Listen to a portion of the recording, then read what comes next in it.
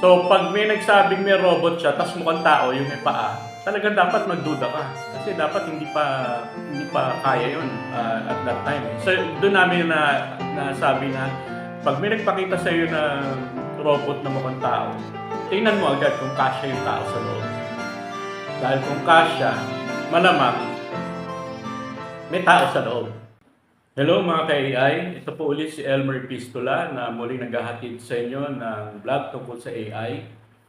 Medyo nakakahiya po yung vlog ko today kasi tungkol to sa isang blooper na nagawa ko ng isang araw.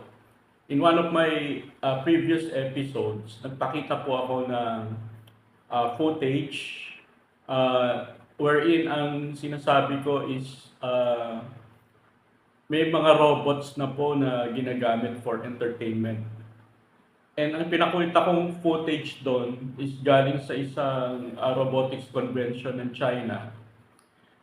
And unfortunately, na-confirm ko na mga fake robots yung mga nando sa footage na yon. And upon closer look, I realized na dapat nahuli ko na fake yung mga robots na yun. Pero may mga reasons din kung bakit hindi ko inaakalaing fake yung mga nando sa footage. Una-una, it's an official robotics convention. So for someone to claim na ito na yung mga robots namin, tas tao pala yon, parang it's really beyond my imagination na gagawin ng ano yun even China So yan ang nagpapakita, napakababa na ng ethical standards ng China. Puro peke na lahat nung nandun sa society nila. So hindi ako, I don't want to sound racist, pero basically their culture is showing signs na talagang wala na silang pakialam sa truth and pagiging genuine ng mga bagay-bagay. So yun lang po, it's a very big blooper and I guess dapat talagang gawin ko tong vlog na to kaysa may iba pang makahuli and then mag-comment, mas nakakahiya po yun. So yun lang po, I just want to correct myself na yung mga robots po sa video na yun na yan, pinapakita po ngayon, yung mga robots po dyan sa video na yan, they are not real robots but mga tao po na nilagyan ng makeup ng China. Ganun po sila kababaw. Nung nag-aaral po ako sa engineering, meron po kaming kasabihan no na pag may nagpakita sa iyo ng robot and gusto mo malaman kung totoong robot yon, titingnan mo kung kasya ang tao sa loob ng robot na yon. Dahil kung kasya ang tao dun sa robot, malamang sa hindi, tao yung robot. So, kumbaga, peking robot yon. Noong time kasi po, noong mga 1980s, halos wala pa kayong makikitang robotics engineers na ang ginagawa nila, mga humanoid robots na kaya yung maglakad, yung bipedal. At that time po, hindi kaya ng computers yung mag-balance ng mga tao, lalo na yung maglalakad pa. No? So, usually, ang itsura po ng robots noon, malalaking boxes na may computer sa loob, tapos may gulong, yun yung nagpapaandar sa kanya, tapos siguro may arms. So pag may nagsabing may robot siya, tas mukhang tao, yung may paa, talagang dapat magduda ka. Kasi dapat hindi pa kaya yun at that time. So doon namin nasabi na pag may nagpakita sa iyo ng robot na mukhang tao, tingnan mo agad kung kasya yung tao sa loob. Dahil kung kasya, malamang may tao sa loob. So yun po yung kasabayan. Ang nakakatawa po dito, that was around 40 years ago, na-realize ko, applicable pa rin pala siya ngayon dahil sa pamemeki nitong China na walang delikadesa. Hanggang ngayon pala, pwede mo pa rin tanongin yung sarili mo, totoo bang robot to? So titingnan mo kung kasya yung robot. So in the case nung mga peking robots na China na pinakita ko, pag tinignan niyo yung itsura nila, yung lahat ng dimensions talagang pwedeng tao talaga siya pag pinagbasdan yung mabuti.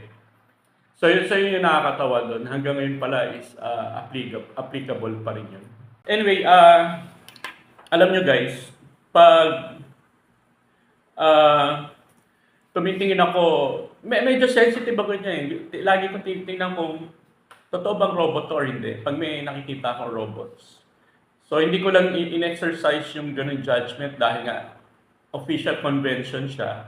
Tapos yung itsura ng robots, pareho yan ng mga legit na robots ng China. So in fairness to China, nakakagawa naman talaga sila ng legit na robots. Pero ito yung dalawang giveaways na kung in hindsight, dapat nahuli ko. Number one, masyadong perfect yung lakad ng robot. Even yung mga paglakad ng mga robots ng Tesla, and Boston Dynamics, hindi naman ganun ka-smooth and ka-perfect eh. So yun, one giveaway yun. Yung second is, ito lagi kong tinitingnan sa robot to eh, lalo na babae, yung waist, yung bewang. Pag normal na robot yan, makikita mo talaga sobrang liit ng bewang. To the point na talaga hindi pwede magkasya yung tao doon. So hindi ko uli in-apply yan nung ginawa ko yung video na yun. So my mistake. Ngayon, hindi ko naman dinidiscredit yung robotics program ng mga Chinese. Kasi marami rin silang robots na legit and maganda. Kasi nagbuhos talaga sila ng pera dyan sa research on robotics and AI. Dahil yan, gusto nila mauna dyan sa mga technologies na yan eh. So, ito po, yung mga video, ito pong video na pinapakita ko ngayon, yan po, mga legit robots po yan from China. So, mga realistic, then, etc. No? So, kayo na pong humusga kung ano yung difference niyan doon sa na-fake news ako ng mga fake na robots. Okay, and ito naman po mga video rin ng other real robots from other countries. So, actually, to be honest with you, in terms of realism, mas believe nga ako sa efforts na ginawa ng mga Chinese robotics engineers. Eh. Kasi yung mga robots nila, parang nag-effort talaga silang gawing makatotohanan yung itsura. Yung mga galing sa Japan, US, halata mo, robot talaga eh. So, apparently, hindi yun yung focus nila. Anyway, yun lang po dito sa video na to. I just wanted to correct myself dahil dun sa oversight na ginawa ko.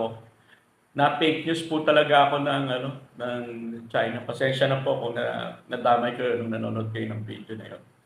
So sana enjoy po kayo sa pakikinig sa vlog na to. Thank you very much po sa pakikinig nyo. Have a pleasant evening po.